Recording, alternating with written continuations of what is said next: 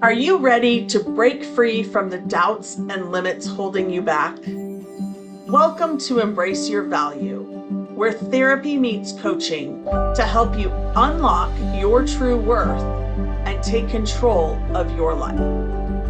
Hi, I'm Kristen, a trauma therapist dedicated to helping you heal, break old patterns, and reclaim your power.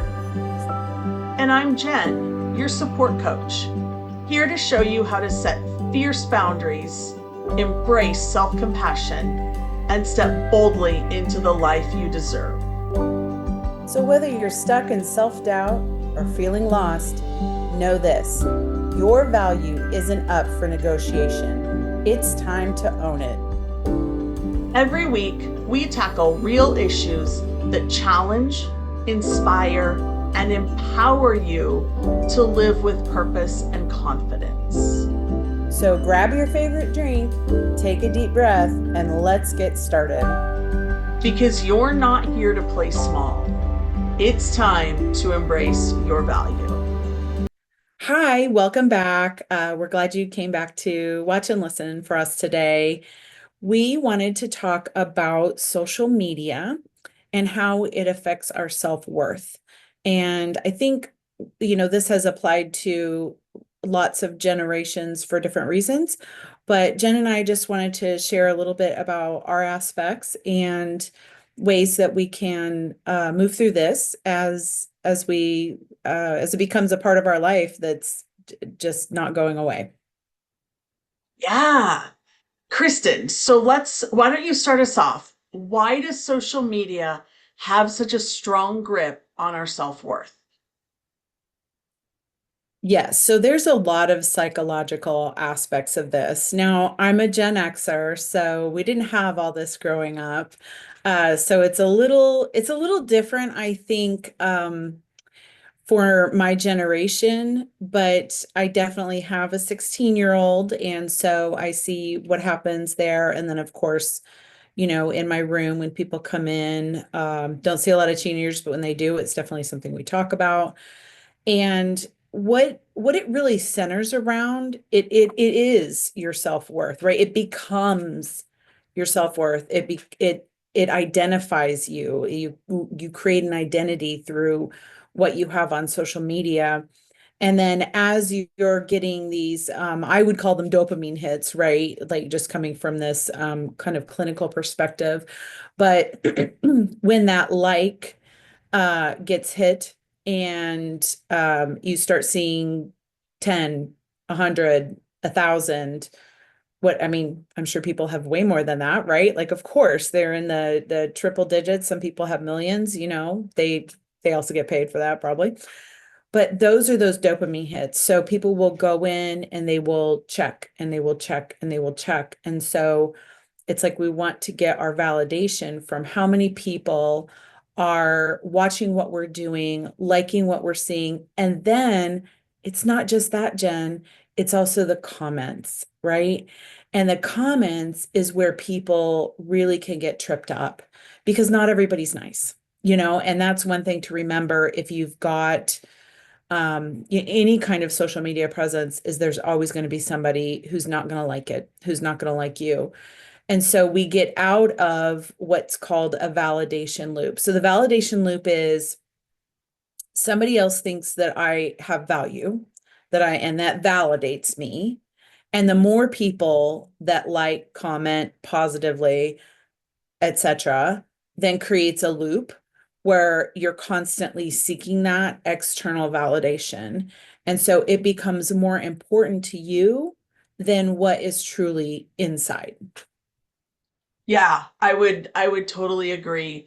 And even being someone who is also a Gen Xer that runs her business on social media, it really became very easy for those things to be something I needed as well because I always wanted, like when I first started my business a few years ago, I was always looking for the likes, who was commenting, and it is important when you're running a business online to do that, to be paying attention to who's commenting because as a business owner, I don't want somebody to ask a question and leave them stranded. I want to always be able to come back and talk to them.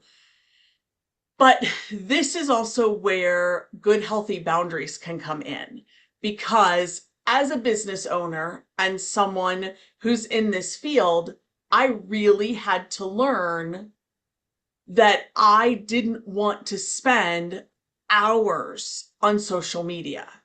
No matter what platform it is, I didn't want to get on and have to spend hours scrolling or just being mindless and not paying any attention on there, or not paying attention to who I'm even following or who's following me.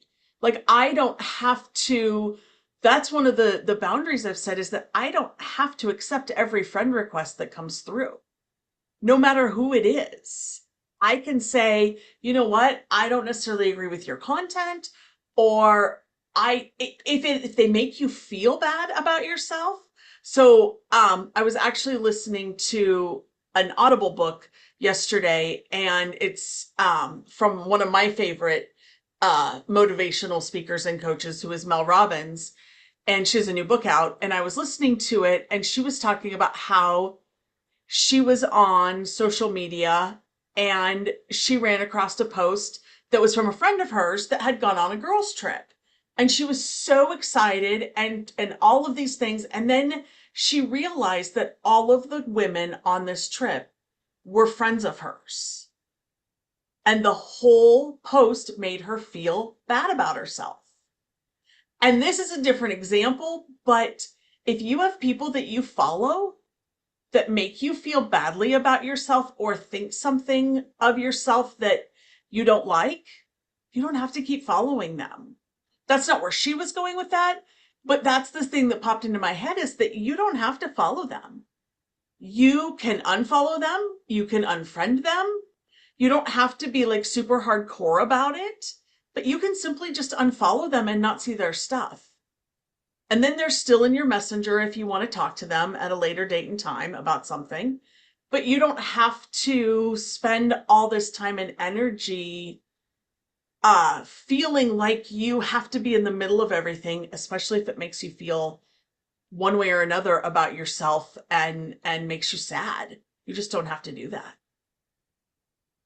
Right. And that is definitely a great boundary reminder, is that we put ourselves first, and what we need as far as to keep our mental health intact.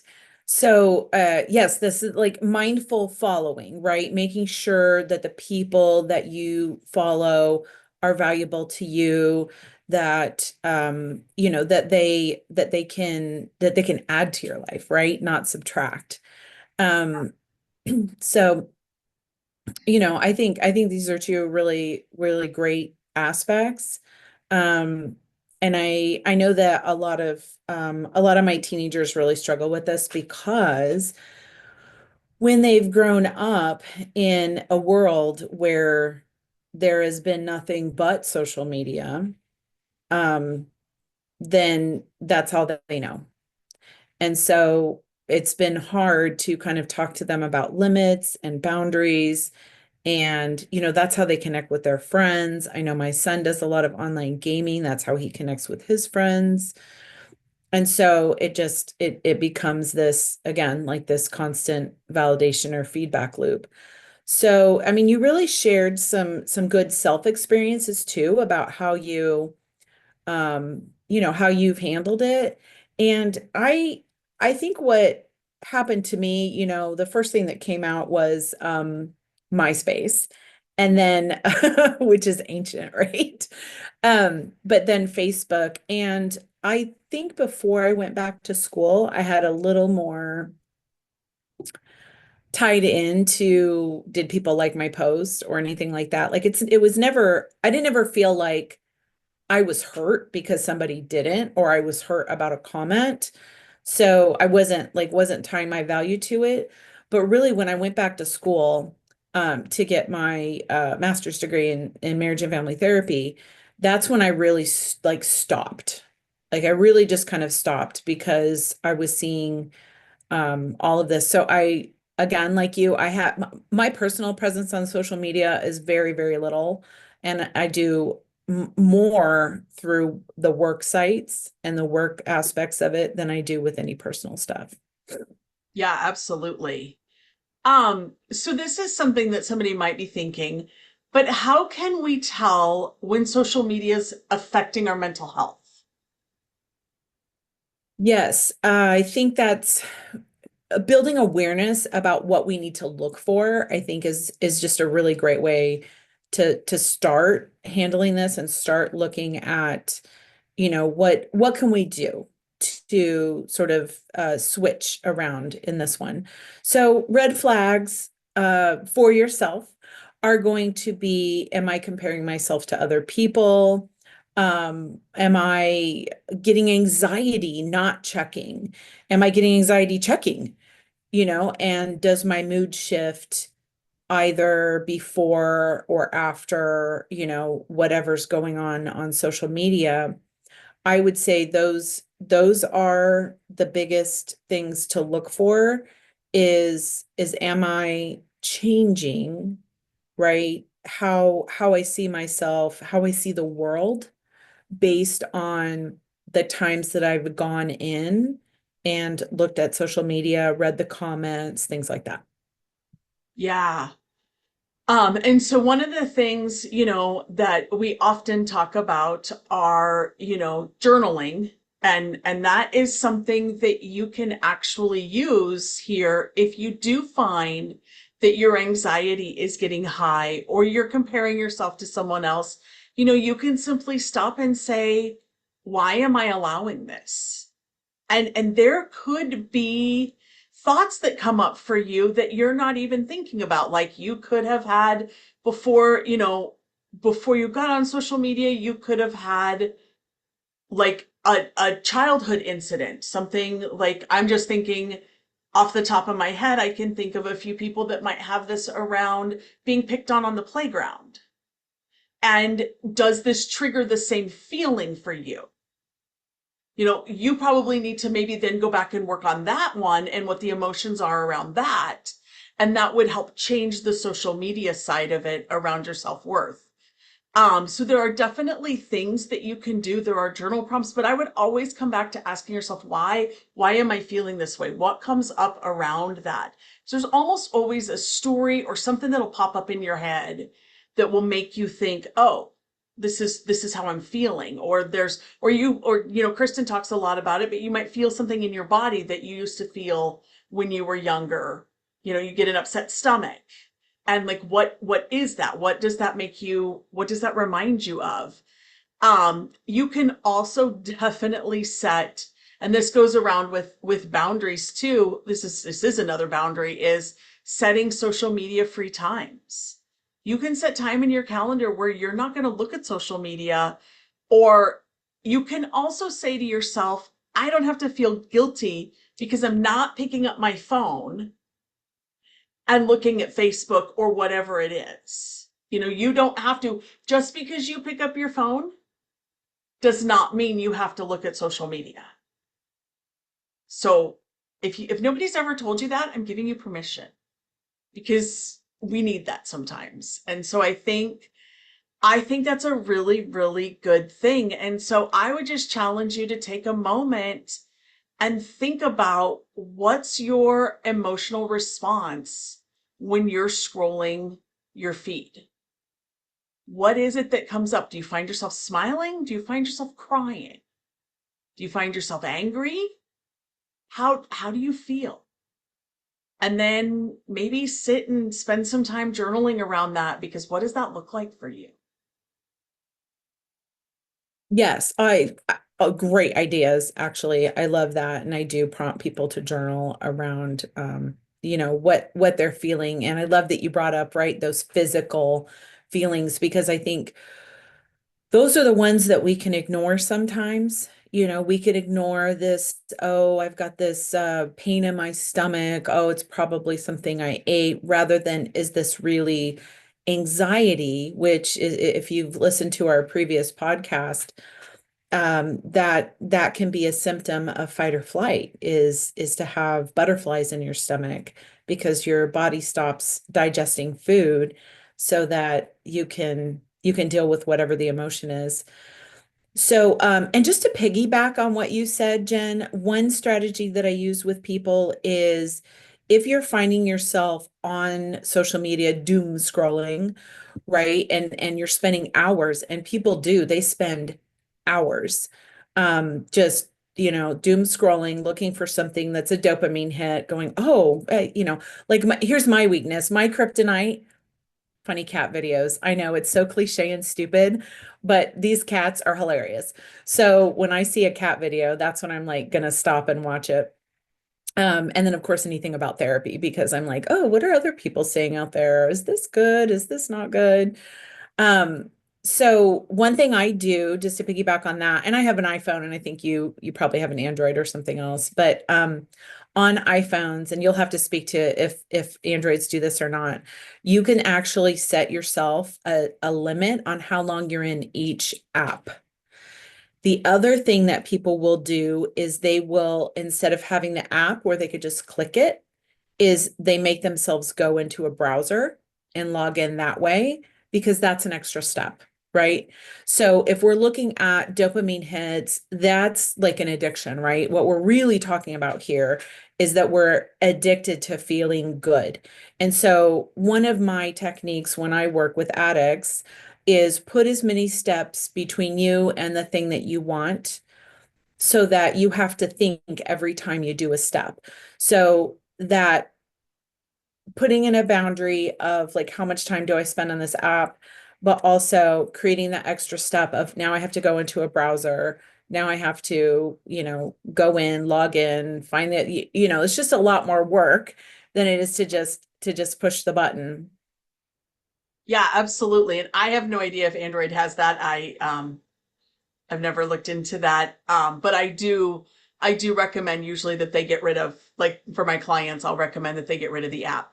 I've done that because then you're right. It's more effort. You have to remember what your password is and you have to log into it each time. And yeah, I agree that the more steps you can have into it, the more mindful you are about what you're going to do when you get there. True, true. And Mindfulness. I love it. yes, yes. So yeah, like I'd like to challenge our listeners today, Jen, to unfollow at least one account that consistently makes you feel less than, that creates that place in your body that makes you feel icky, that gives that feeling, or if it overtly makes you angry or sad, or hits that self-worth button. So I'd like to challenge everybody to do at least one today and maybe do one every couple of days, right? Or every week, or however many you have. So what do you think Yeah, about that challenge? I love it. I think we should do that. So, Kristen, how can we build better self-worth outside of social media?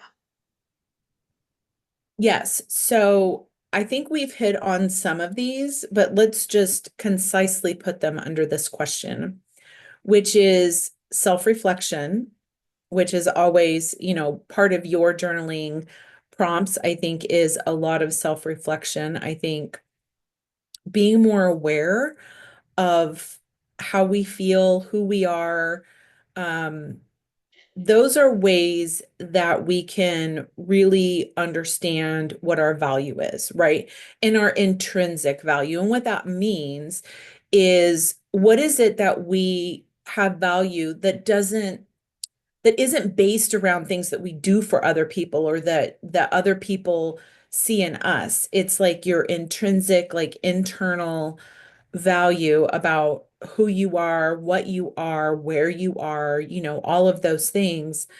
I think that's probably the the best way to start working on building self-worth and seeing how much it's really affecting you being on social media. Yeah, and I think a good way to figure out your intrinsic value, because I think sometimes that's hard and we don't think in those terms. We always think, well, I did for so and so said I did a good job, so that makes me, good. That gives me value. Is gratitude journaling. Is just thinking about what you're grateful for every day, and just always, if you don't journal it, which is fine, and I tell you you can do journaling whether you speak it or you write it, but definitely saying it out loud. I think that's super important. Even if you're still laying in bed, and you can lay in bed and you can herkle durkle. Do you know what herkle durkle is? You heard of that one, Kristen? No, So I haven't heard of Herkle Durkle. I can't Herkle wait. Durkle is when you lay in bed and you just kind of lay there and you don't want to get up, but you're not really doing anything. And, like you're just enjoying the last few minutes of the time in bed and just really, taking advantage of it. But when you're laying there, just say out loud, I'm grateful that I have a brain that works. I'm grateful that I can, like, so one of my things is I'm really good at problem solving.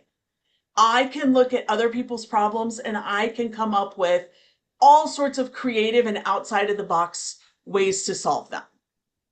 Now, they might not be willing to use those ways, but I can problem solve. I can get creative. And so I can be grateful for that. That's a value I have. That's something, even though I'm helping them, that's not necessarily something people compliment me on because sometimes they don't like my ideas because they're hard or they're hard for them, because I do like to think outside the box.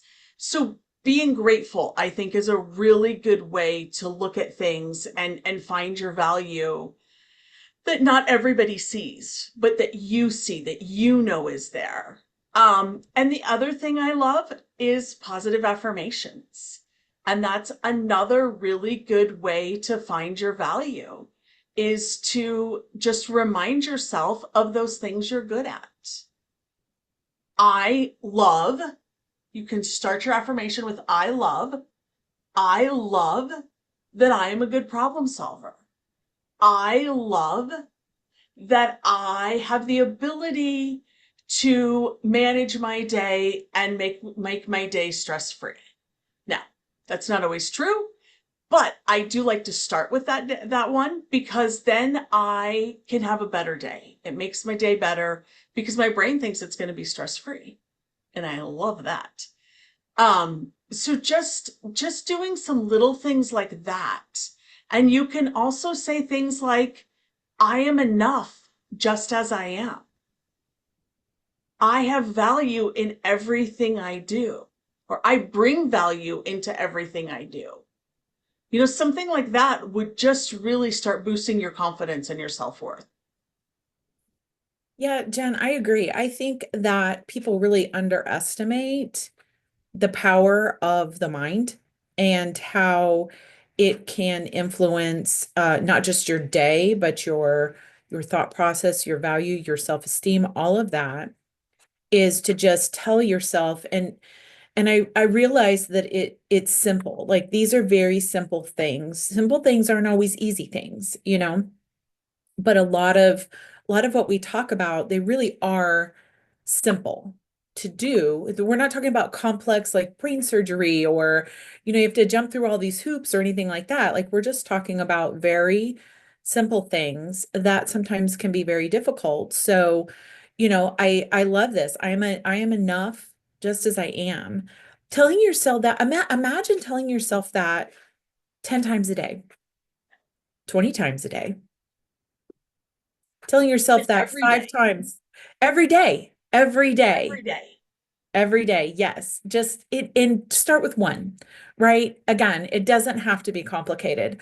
Start with one time a day, and then tomorrow do two, and then the next day do three. And then break it up and do three in the morning in the shower, and then three at your lunch hour, whatever it is. But there is a great power in telling yourself over and over that you have value and that you have worth. Yes. Write it on a sticky note and put it on your bathroom mirror. Tape it to your bathroom mirror and say it every time you walk into the bathroom and look at the mirror. For those of us that work at home, that is very often. But and start your day that way. Start and end your day that way. I mean, think about what that would do for you and how that would change your confidence. Because here's the thing, here's the truth. Your self-worth isn't found in your follower count. It isn't found in the likes that you get, the hearts you get, any of that. It's found in how you show up for yourself every single day. It's found in the words you say to you, not the words other people say to you. So if that's where you struggle, that's where you start. Stop the social or stop. I'm not saying you have to quit social media. I'm never saying that. But cut back on the social media and start going to the mirror and giving yourself praise.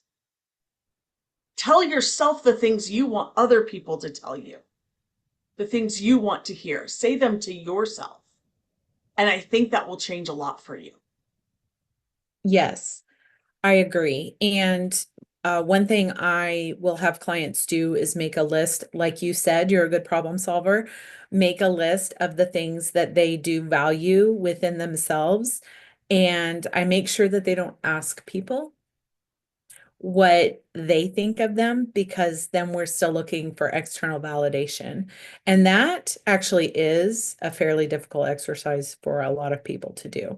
So I encourage everyone to take one small step this week, today, tomorrow. Do what you can do to protect your peace online, right?